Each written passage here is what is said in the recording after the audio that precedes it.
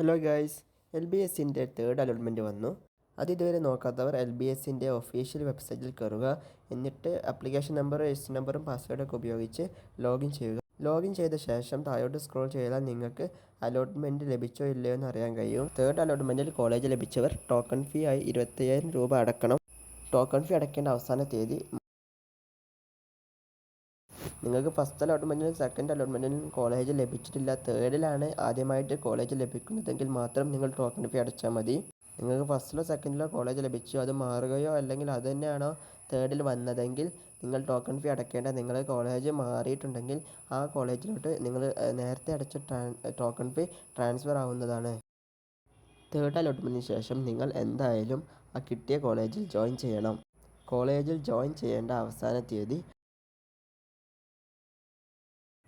ഇപ്പോൾ നിങ്ങൾക്ക് ലഭിച്ച കോളേജ് നിങ്ങൾക്ക് ഇഷ്ടപ്പെടാത്ത കോളേജാണെങ്കിൽ, നിങ്ങൾക്ക് താല്പര്യമില്ലാത്ത കോളേജാണെങ്കിൽ, നിങ്ങളിപ്പോൾ ആ കോളേജിൽ ജോയിൻ ചെയ്യാൻ പോകുമ്പോൾ നിങ്ങൾ ആ കോളേജിൽ നിന്ന് NOC വാങ്ങണം. നിങ്ങൾ ആ കോളേജിൽ നിന്ന് NOC വാങ്ങിയാൽ മാത്രമേ നിങ്ങൾക്ക് ഇനി വരുന്ന അലോട്ട്മെൻറ്റുകളിലൊക്കെ പങ്കെടുക്കാൻ സാധിക്കുകയുള്ളൂ. നിങ്ങൾ സ്പെഷ്യൽ അലോട്ട്മെൻറ്റിലൊക്കെ പങ്കെടുക്കുമ്പോൾ NOC സൈറ്റിൽ അപ്ലോഡ് ചെയ്യേണ്ടി വരും.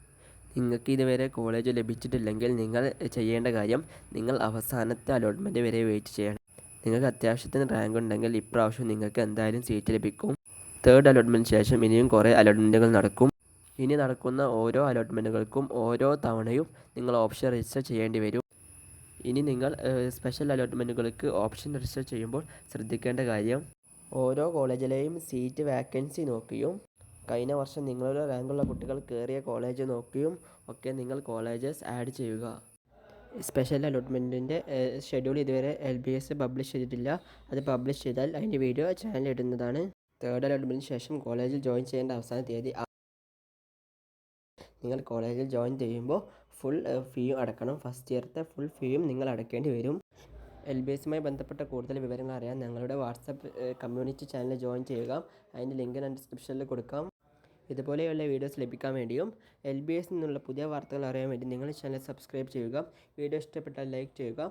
അടുത്ത വീഡിയോയിൽ കാണാം. താങ്ക്